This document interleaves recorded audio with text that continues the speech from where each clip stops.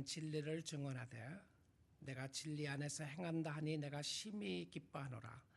내가 내 자녀들이 진리 안에서 행한다함을 듣는 것보다 더 기쁜 일이 없도다. 사랑하는 자여, 내가 무엇이든지 형제 곧 나그네 된 자들에게 행하는 것은 신실한 일이니 그들이 교회 앞에서 너의 사랑을 증언하였느니라. 내가 하나님께 합당하게 그들을 전송하면 좋으리로다. 이는 그들이 주의 이름을 위하여 나가서 이방인에게 아무것도 받지 아니함이라. 그러므로 우리가 이 같은 자를 영접하는 것이 마땅하니 이는 우리로 진리를 위하여 함께 일하는 자가 되게 하려 함이라. 내가 두어 자를 교회에 썼으나 그들 중에 으뜸되기를 좋아하는 디오드레베가 우리를 맞아들이지 아니하니 그러므로 내가 가면 그 행한 일을 잊지 아니하리라. 그가 악한 말로 우리를 비방하고도 오히려 부족하여 형제들을 맞아들이지도 아니하고 맞아들이고자 하는 자를 금하여 교회에서 내쫓는도다. 아멘. 하나님의 말씀이었습니다. 우린 요한 3서를 가지고 오늘 두 번째 말씀을 듣고 있습니다. 요한 2서의 주제가 진리와 사랑이라면 요한 3서의 주제는 진리와 기쁨입니다. 진리와 기쁨이다. 근데 성도의 기쁨은 진리 안에 있다는 것이죠. 이 말씀은 여러분이 재밌는 책을 보거나 또 재밌는 영화, 재밌는 드라마를 보면서 느끼는 그런 기쁨이 아니었습니다. 이것은 진리 안에서 행하는 기쁨이었어요. 요한 3서는 나이 많은 사도 요한이 사랑하는 가이오에게 편지를 씁니다. 사랑하는 자여, 내 영혼이 잘된 같이 내가 범사에 잘되고 강건하기를 간구하노라. 가이오의 삶은 풍성한 삶이었어요. 영적으로 충만한 삶을 살아가고 있었습니다. 가이오의 영혼은 건강했습니다. 그러면 그의 영혼이 주를 찬양하며 믿음으로 살았다는 것이죠. 영혼이 잘 되는 것 같이 건강하고 또 모든 일에 형통하기를 원한다는 짧은 기도가 지난주에 보았던 말씀이었습니다. 영혼이 잘 되는 사람은 삶을 통하여 나타납니다. 영혼이 잘 된다는 게 뭔가? 내 영혼이 잘 되면 어떤 모습이 있게 되는 것인가? 여러분, 변화를 추구할 때에 우리가 열심으로 변화를 추구해야 될 부분들이 있지만 또 우리가 진리 안에 있을 때에 저절로 변화되는 모습들이 있습니다. 이것은 추상적인 개념만이 아니라 구체적으로 내가 정말 주님을 알고 진리 안에 있게 되면 어떤 모습이 나타나게 되는 것인가? 예수 믿는 사람은 예수 믿는 사람의 모습이 나타나는데 어떤 모습인가? 진리 안에서 행한다고 하는 뜻은 무엇이며 내가 그리스도 예수의 말씀 가운데서 진리 안에서 행하고 있을 때 나에게 나타나는 증거와 모습이 무엇인가? 오늘 본문 말씀을 중심으로 해서요 한번 살펴보도록 하겠습니다. 자, 먼저 3장 요한 3서 3절을 보도록 하겠습니다. 3절을 보면 형제들이 와서 네게 있는 진리를 증언하되 내가 진리 안에서 행한다니 내가 심히 기뻐하노라. 자, 무엇을 이야기하고 있죠? 가이오가 진리를 가지고 있었어요. 하나님의 말씀인 진리를 가지고 있으니까 그 진리가 가지고 있는 것을 다른 사람들이 어땠습니까? 봤어요. 저 사람은 진리가 있는 사람이다. 진리의 모습을 다른 사람들이 증언을 했다고 되어 있어요. 그러니까 진리를 가지고 있으면 주위의 사람들이 내가 진리가 있다는 것을 특별히 성도들은 안다는 거예요. 저 집사님 진리가 있구나. 저 장로님 안에 진리의 말씀이 있구나. 이걸 알 수 있다는 것입니다. 근데 이 진리를 증언하는데 무엇을 이야기하느냐면 진리를 얼마나 많이 알고 있느냐, 지식적인 부분이 아니라 진리를 얼마나 행하고 있느냐, 행함에 관한 부분이었어요. 근데 이 진리 안에서 행한다는 뜻을 영어 성경을 보게 되면 전부 다 번역을 이렇게 했습니다. Walking in the truth 이렇게 번역했어요. 진리 안에서 걸어간다 이렇게 번역했어요. 우리는 여기에 진리 안에서 행한다고 하는 표현을 썼는데 다른 데서 보게 되면 걸어가는 어떤 길의 모습으로 설명을 했어요. 진리 안으로 걸어간다. Walking in the truth. 진리 안에서 행한다. 진리 안에서 걸어간다는 것이죠. 여러분, 길이 있는데 모든 사람이 갈 수 있는 길이 아닙니다. 어떤 길을 가게 되면 길에 끝이 있는 것이 있어요. 우리가 운전을 하다가 보게 되는 길이죠. 데드 엔드가 나옵니다. 데드 엔드가 있고요. 어떤 사람은 갈 수 있는데 나는 못 가는 길이 있습니다. 그것이 프라이빗 로드에 있는 트레스패싱에 관한 부분입니다. No trespassing. 이거는 내 개인 땅이니까 길은 있지만 나 외에, 내가 허락하는 사람 외에는 들어오지 못하는 길입니다. 자, 그런 길은요, 길이 있느냐 없느냐가 중요한 것이 아니고 길은 있는데 누가 갈 수 있는 길인가를 보아야 한다는 것이죠. 어떤 길은 생명의 길이 있고 어떤 길은 사망의 길이 있고 어떤 길은 진리의 길이 있고 어떤 길은 비진리의 길이 있다는 것이죠. 그래서 진리 안에서 행한다는 의미는 진리 안에서 걸어간다라고 하는 표현입니다. 진리 안에서 걸어간다. 다른 이야기를 하면 진리 안에서 행하는 것은 주님을 따라가는 것입니다. 내가 진리 안에서 행하는 것은 주님을 따라가는데 예수 그리스도가 길이요 진리요 생명이기 때문에 그렇습니다. 예수님을 따라가는 사람은 또한 성령의 인도하심으로 믿음으로 살아가게 되는데요. 사도 요한이 요한 1서에서 이렇게 말합니다. 요한 1서 5장 4절 6절입니다. 자, 우리 같이 한번 읽어보도록 하겠습니다. 여러분 앞에 스크린을 보시고 같이 읽습니다. 무릇 하나님께로부터 난 자마다 세상을 이기느니라. 세상을 이기는 승리는 이것이니 우리의 믿음이니라. 예수께서 하나님의 아들이심을 믿는 자가 아니면 세상을 이기는 자가 누구냐? 이는 물과 피로 임하신 이시니 곧 예수 그리스도시라. 물론만 아니요 물과 피로 임하셨고 증언하시는 성령이시니 성령은 진리니라. 무엇을 이야기하고 있죠? 여러분, 세상을 이긴다고 하는 것은 죄의 권세를 이긴다고 하는 것이었습니다. 죄의 권세를 물리칠 수 있는 것은 우리의 믿음이다. 세상을 이길 수 있고 예수를 믿는 믿음이 우리를 세상으로 이기게 하는데 이것을 증언하는 것이 누구냐면 성령이라는 겁니다. 성령. 그러니까 성령이 진리의 영이라고 되어 있어요. 성령은 진리다.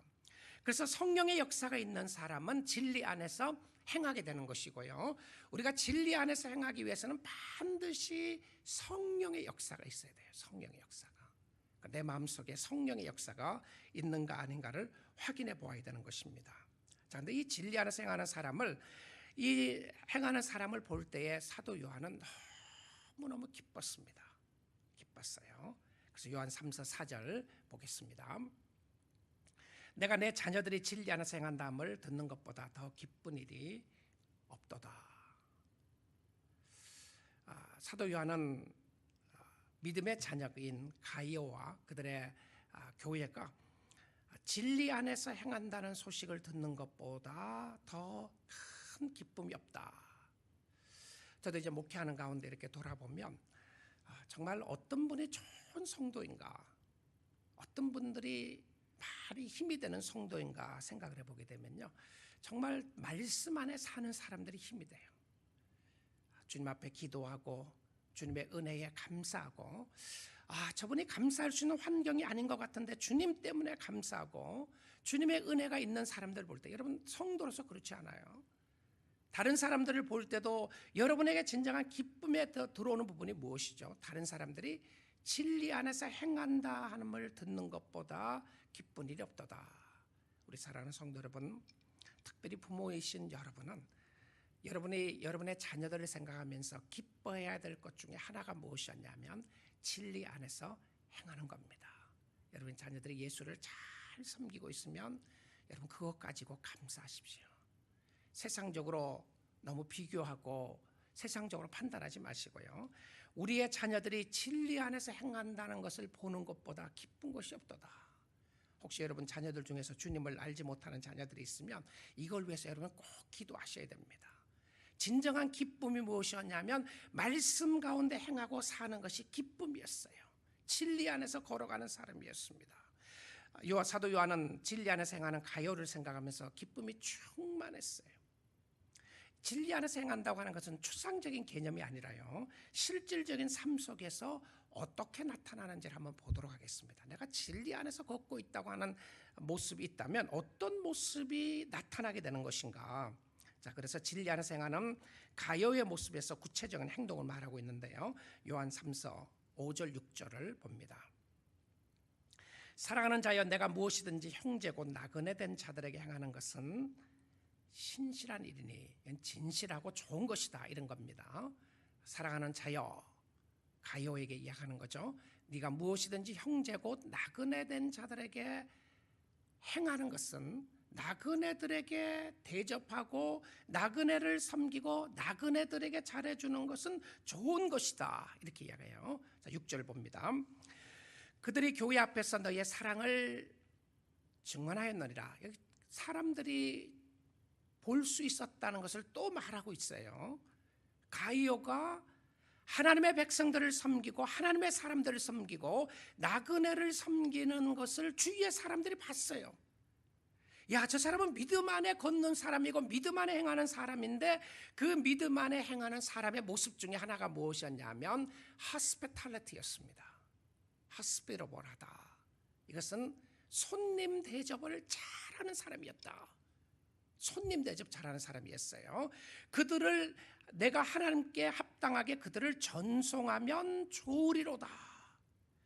여러분, 그 가요를 생각하면서 요한 3서에서는요, 사랑하는 자여, 사랑하는 자여, 사랑하는 자여를 3번 이야기한다고 나왔죠. 그래서 오늘이 2번째 나오는 부분인데요, 진리 안에서 행하며 사는 사람에게 잘하고 있다, 이렇게 이야기해요. 누구였습니까? 형제에게입니다. 여러분, 성도는요, 믿지 않는 사람에게 잘하는 거, 전도하는 거 물론 당연히 해야 될 일입니다. 근데 정말 성도들은 누구를 돌보아야 되느냐 하면, 성도들을 잘 돌보는 것 주님이 기뻐하시는 일이었습니다.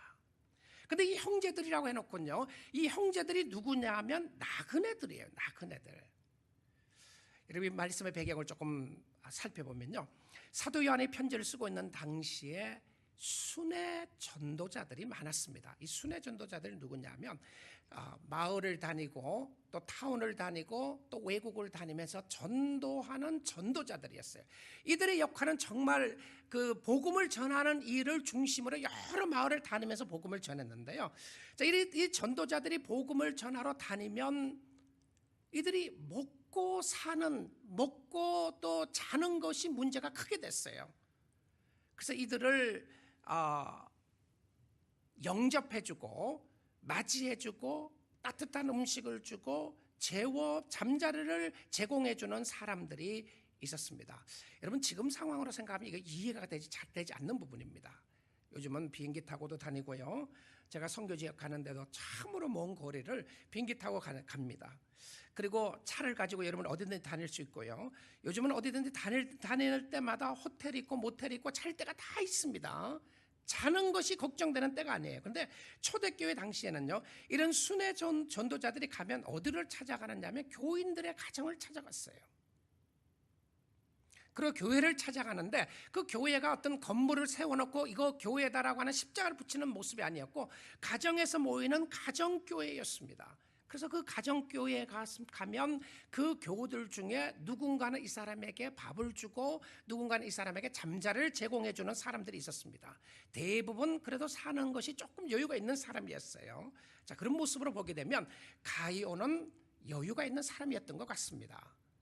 물론 꼭 돈에 여유가 있다고 해서 사람들을 섬기는 것은 아니었지만, 그러나 이 가이오가 나그네들을 잘 대접했던 것 같아요. 자, 이제 가면 이 사람이 진짜 전도자인지 아닌지를 어떻게 알아요? 그래서 진짜 복음을 전하는 사람인지 아닌지 어떻게 알 수 있습니까? 그래서 이들이 가면서 무엇을 가지고 갔냐 하면 추천서를 들고 다녔습니다. 그래서 바울이 이야기하는 letter of recommendation을 가지고 왔어요. 사도 바울이 갈 때도 너 누구의 recommendation 가지고 왔느냐 이거 물어봅니다. 너 누구 추천서 가지고 왔느냐? 여러분, 사람들이 바울에게도 누구 추천서 가지고 왔냐고 그러니까 바울이 뭐라고 그래요? 우린 추천서 없다. 예수 그리스도가 나의 추천서다. 이렇게 바울이 고백했던 모습을 보게 되는데, 근데 이 추천서를 가지고 되었는데, 이 추천서를 가지고 가게 되면 아는 사람이면 따뜻하게 맞이해주고 영접해줍니다. 근데 그 추천한 사람을 아는 거죠. 이 사람은 누군지 모르는데요. 나그네들을 대접한다는 것을 성경의 모습을 보게 되면 이거 쉬운 환경이 아니었습니다. 모르는 사람이었고요. 근데 그 사람에게 예수의 이름으로 이들을 재워주는, 또 밥을 주는 궁극적인 이유는 무엇이었냐면 복음 전한다고 하는 이유 때문에 이들을 영접하는 사람들이었습니다. 근데 가룟가 그 사역을 잘했던 것 같습니다. 그리고 주위의 사람들도 가룟가 그 사역을 잘하는 것을 보았어요. 이 사도 요한은 복음으로 행하는 사람에게 나타났던 증거 중에 하나가 무엇이었냐면 손님 대접하는 것이었습니다. 여러분, 교우들 대접하는 거 잘하는 겁니다. 좋은 겁니다. 선교사님들 대접하는 거 좋은 겁니다. 주님이 기뻐하는 것이었어요. 복음을 전하고 복음을 위하여 수고하는 사람을 위해서 그들을 도와주고 그들을 협력해주고 성도들이 그들과 함께하는 거 좋은 부분이었습니다. 그리고는 바울이 사도 요한이 계속해서 이야기를 합니다. 요한 3서 7절 8절인데요. 이 그 짧은 편지 속에, 사도 요한의 짧은 편지 속에 나그네를 해야 한다는 이 분량을 상당히 많은 분량을 할애해서 이 일을 설명하고 있어요. 자, 보십시오. 이는 그들이 주의 이름을 위하여 나가서 이방인에게 아무것도 받지 아니함이라. 자, 여기 보면 주의 이름을 위하여라고 하는 부분이 나옵니다. 여러분, 요한 3서를 보시면 재미있게도 예수 그리스도라는 이름이 한 번도 안 나옵니다. 성경에 나오는 신약 성경 중에서 예수나 그리스도의 이름이 한 번도 안 나오는 것은 요한 3서가 유일합니다. 그런데 여기에 나오는 단어 중에 하나가 무엇이냐면 주의 이름이라고 하는 단어가 나오는데요. 사실 우리 성경에는 주의 이름이라고 했지만 사실은 이름이라고 하는 부분이 맞는 겁니다. The name이에요. The name. 이름이라고 하는 부분이 나와 있어요. 주의 이름을 위하여 나가서 The name. 근데 그 당시에는 예수를 믿는 사람을 그의 이름이라고 하는 표현으로 The name이라고 했어요. 그 이름이라고 하는 표현으로 썼는데요. 이 그 이름으로라고 하는 부분만 여기 나와요. 자, 그런데 그렇다고 해서 은혜의 복음의 메시지가 아닌 것이 아니죠. 무엇을 이야기하나요? 예수 그리스도의 복음의 역사로 충만했던 사람들은 그들의 삶 속에 나타나는 증거가 있었는데, 나타나는 증거 중에 하나가 나그네들을 잘 대접하는 것이었다는 겁니다. 복음 전하는 선교사들을 교회가 돕는 것 좋은 것이었어요. 자, 그리고 8절입니다. 그러므로 우리가 이 같은 자들을 영접하는 것이 마땅하니 이는 우리로 진리를 위하여 함께 일하는 자가 되게 하려 함이라. 그러니까 복음 전도자들이죠. 오늘 이야기하면 선교사들입니다. 선교사들을 환영하고 전도자들을 환영하고 그들을 돕고 그들을 기쁘게 영접하는 것 좋은 것이라고 되어 있습니다. 선교사님들을 위로해 주는 것 좋은 것이었어요. 우리 교회 선교사님만이 아니라 복음을 위하여 수고하는 선교사들을 따뜻하게 영접하는 것 좋은 일이라고 이야기를 합니다. 힘들고 어려운 사람들 주의 이름으로 대접하는 것 진리 안에서 행하는 것이었어요. 사랑하는 성도 여러분, 오늘 이 말씀을 듣는 이 순간에 여러분 혹시 떠오르는 사람이 있으시나요? 떠오르는 선교사님 있으시나요? 떠오르는 어느 목회자 있으시나요? 떠오르는 사람이 있습니까? 내가 저 사람 한번 좀 도와줘야지, 내가 저 사람에게 따뜻한 음식을 한번 대접해야지 하는 떠오르는 사람이 있거든. 이번 주 내로 한번 실천 한번 해보십시오. 그 사람에게 따뜻한 음식을 한번 대접해보는 것 주님이 기뻐하는 것이었습니다. 사랑이 많은 사도 요한은 이 상황 속에서 그의 마지막 편지에서 따뜻한 위로와 격려의 말로 가룟을 칭찬하며 격려합니다. 당신 같은 사람 정말 귀한 사람이다. 사랑하는 가룟이여, 당신은 영혼도 잘 되고 육체적으로 건강하기를 원하고 하는 모든 일이 형통하기를 원하는데 당신의 마음속에 다른 사람을 섬기고 나그네를 대접하는 것 하나님이 얼마나 기뻐하는 것인가. 나도 너무너무 당신 때문에 기뻐한다. 여러분, 이 그 편지의 내용을 보게 되면 가룟이라는 사람하고 사도 요한이 정말 그리스도 안에서 사랑하고 섬기는 모습을 보게 됩니다.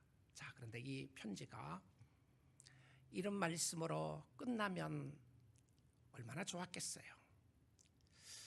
근데 여러분, 이 요한 3서를 보게 되면 여러분이 생각했던 것처럼 사랑으로만 끝나지 않아요. 사도 요한의 마지막 편지를 쓴 또 하나의 이유가 있었습니다. 또 하나의 이유는 무엇이었냐면 사도 요한은 굉장히 힘들고 어려운 말을 합니다. 가이오가 섬기고 있는 믿음의 공동체, 가이오 같은 하나님을 신실하게 사랑하는 초대교회에 손님들을 대접하고 주를 섬기는 가이오가 섬기고 있는 믿음의 공동체인 교회 안에 문제가 있었어요. 큰 문제가 있었습니다. 그 큰 문제가 가이오를 따르는 사람들도 있었지만 그 공동체 안에 세상적으로 가이오보다 더 힘있고 가이오보다 더 영향력이 있는 사람이 그 교회 안에 있었습니다. 사도 요한은 그 사람의 이름까지 거론하면서 강력하게 메시지를 주고 있습니다. 진리 안에서 행하지 않는 사람이었어요.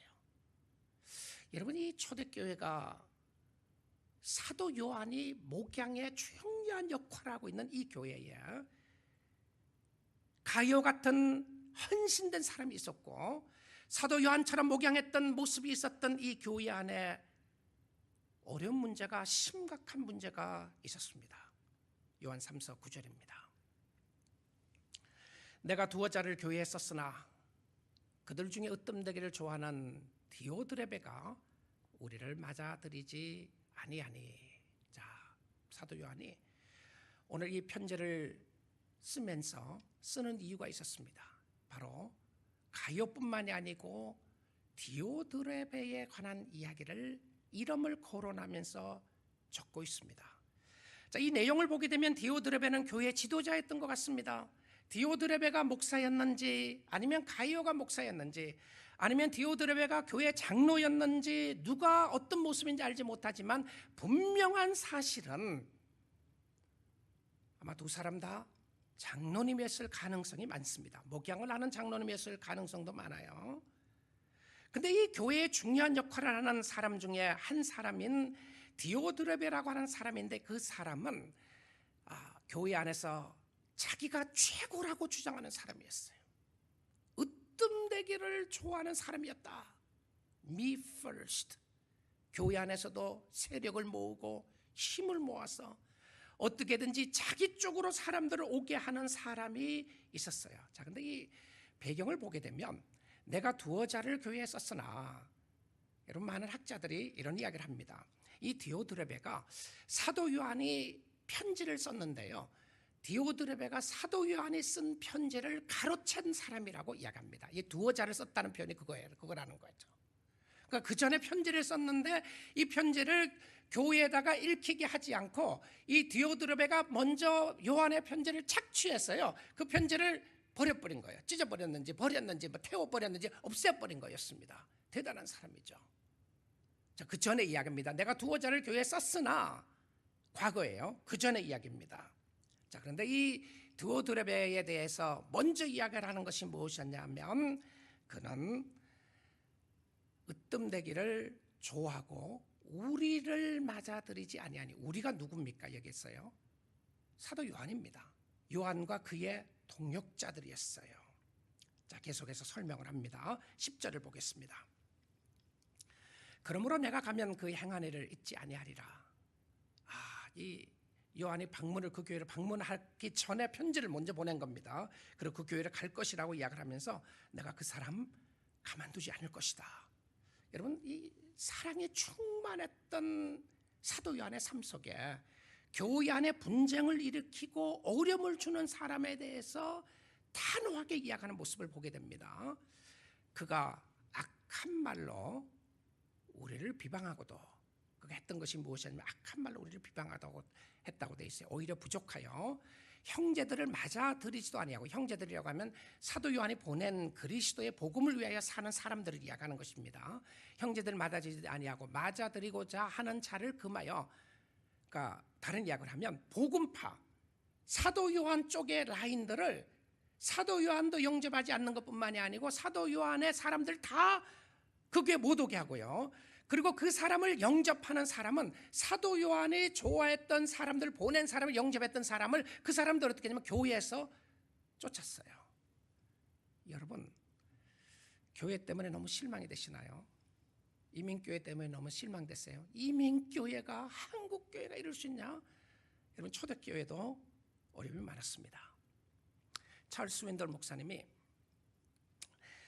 찰스 윈들 목사님 아시죠?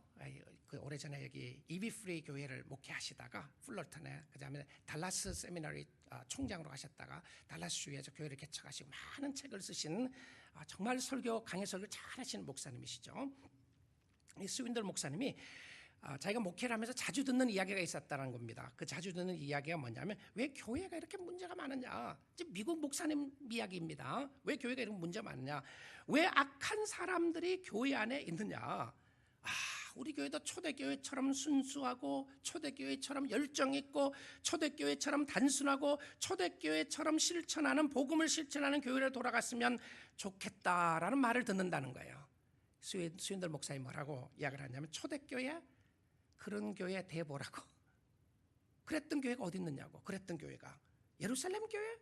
예루살렘 교회 안에도 분쟁이 일어나게 되고, 음식 문제 때문에 어려움이 생기게 되고, 은사 문제 때문에, 이단 문제 때문에 분쟁이 일어나게 되는데, 자신이 섬겼던 교회 안에도 분쟁의 모습들을 이야기를 했습니다.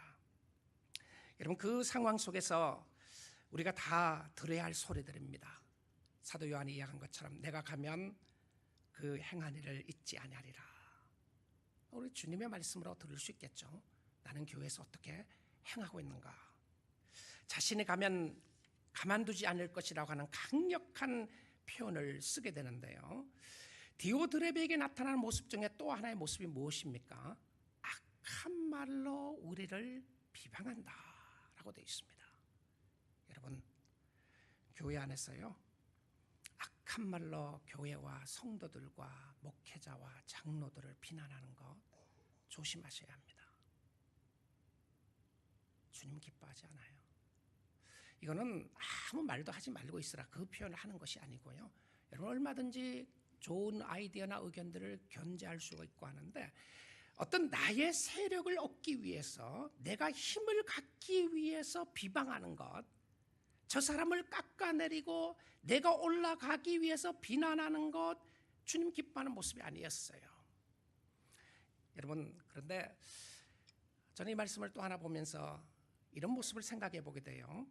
악한 말로 교회를 비난하는데 누구를 비난하느냐 하면, 누구를 비방하죠 지금요? 누구를요? 지금 현재 이 상황 속에 보면 누굽니까? 우리가 누구예요? 사도 요한입니다. 요한같이 사랑이 많은 사도, 요한같이 하나님의 은혜와 축복을 경험했던 사도, 천국이 열리면서 천성을 보고 하나님의 모든 마지막의 역사를 사도 요한에게만 특별히 보여주었던 사도였는데, 그 사도 요한을 비난하는 사람들이 교회에 있었다는 거죠. 여러분, 교회 섬기면서 욕먹으시나요? 아니, 예수님도 욕먹고 사도 요한도 욕먹었는데, 사도 요한에게 욕했던 사람들이 인간들입니다.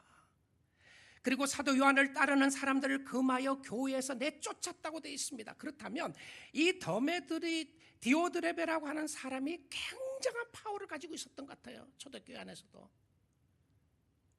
어떻게 사도 요한과 요한을 따르는 사람을 교회에서 내쫓을 정도의 힘을 가졌겠습니까? 힘의 균형이 잘못된 거죠. 세상적으로 넘어갔어요.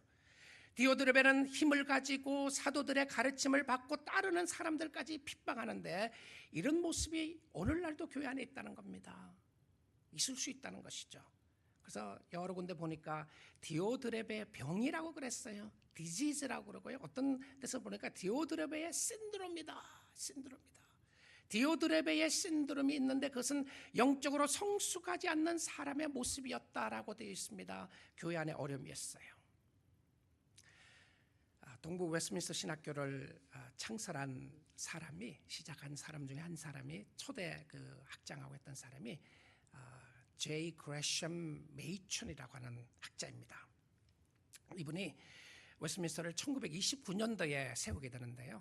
이 메이천이 그 필라델피아에서 학교를 세우면서 사실 프린스턴에서 있다가 나오게 된 거죠. 프린스턴 신학교가 자유주의로 빠지게 되니까 나오게 되는데, 그 당시에 이 자유주의적 영향이 한참 있을 때에 그때 사회를 모더니즘 사회라고 이야기를 합니다. 모더니즘. 요즘은 포스트 모던이라고 그러죠. 포스트 모던주의라고 그러는데, 이 모더니즘 사회 속에서는 어떤 전통적인 사상과 형식, 문학에서 벗어나고자 하는 발버둥침이 있었어요. 그런데 이 전통주의의 권위에 반대하는 자유와 평등으로 살아가려고 했던 사람들인데, 실제적으로는 이 모더니즘의 현실은 무엇이었냐면 개인주의였습니다. 내가 최고다라고 하는 것이었죠.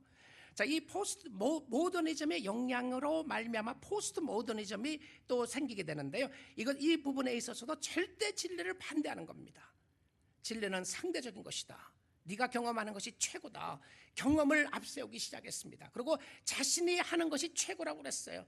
누가 너에게 성경만이 진리라고 말할 수 있는 것이 어디 있는가? 그래서 성경의 절대 진리를 짓밟기 시작을 합니다.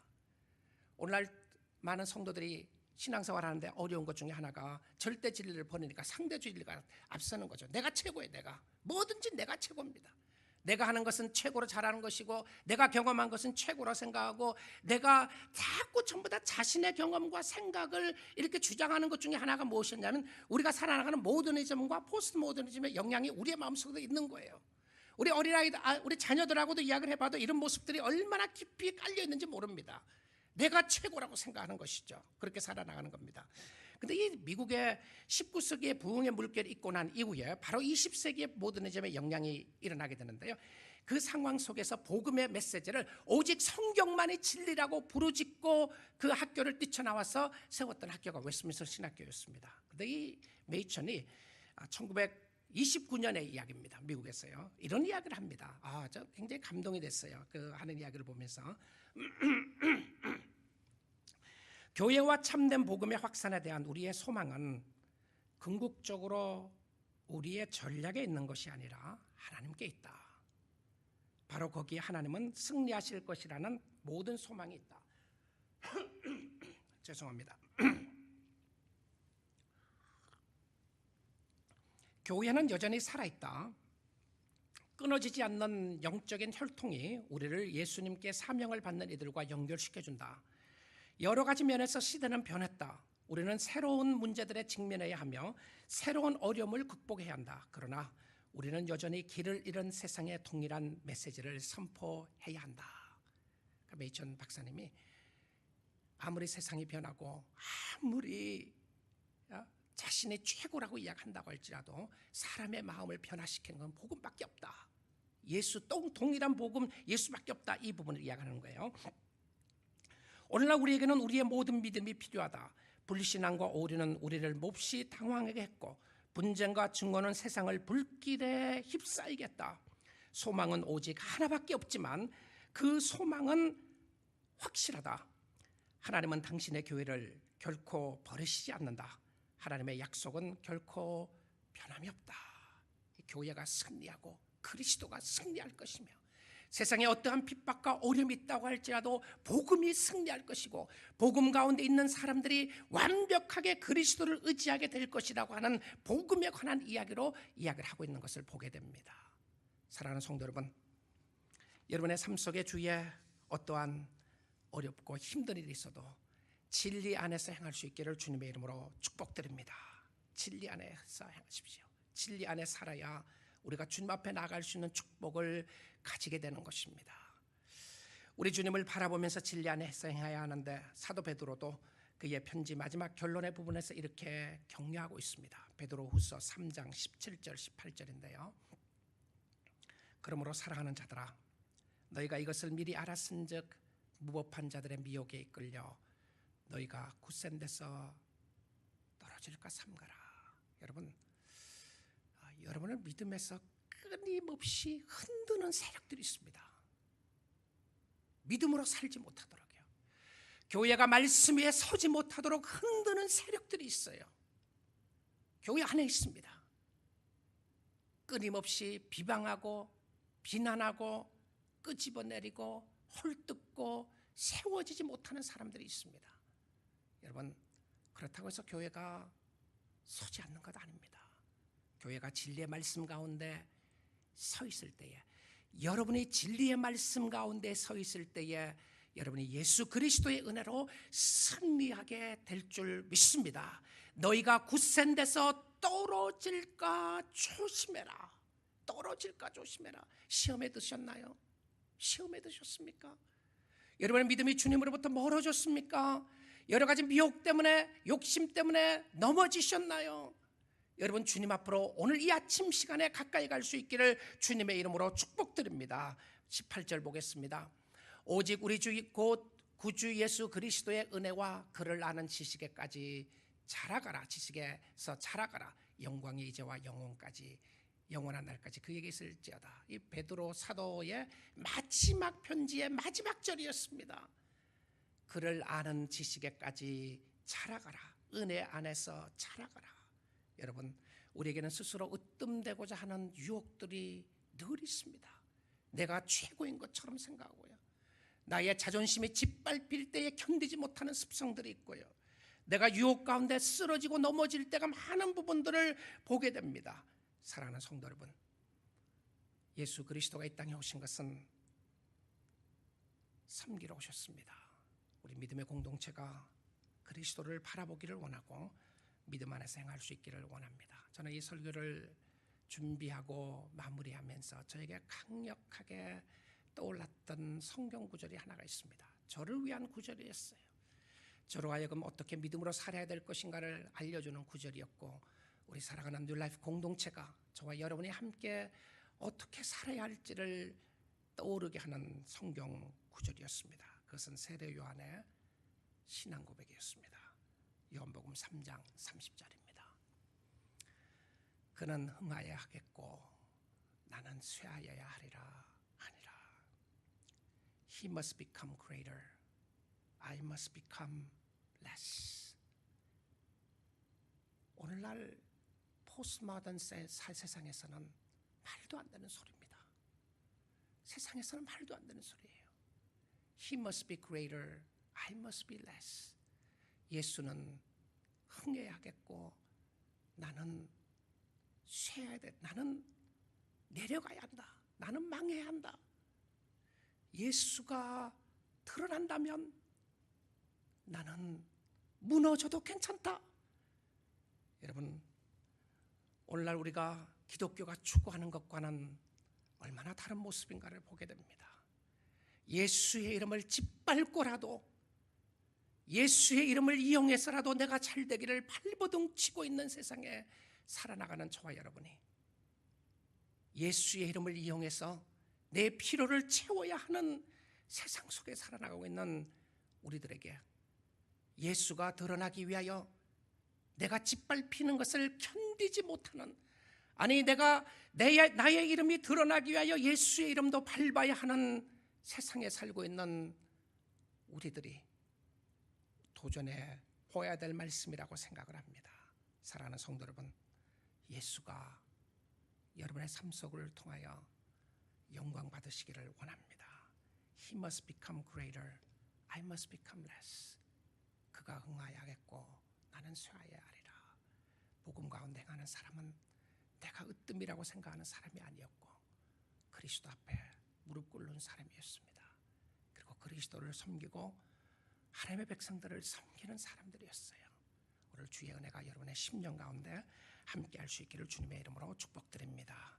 자, 우리 일어나셔서 하나님 앞에 찬양 드리도록 하겠습니다.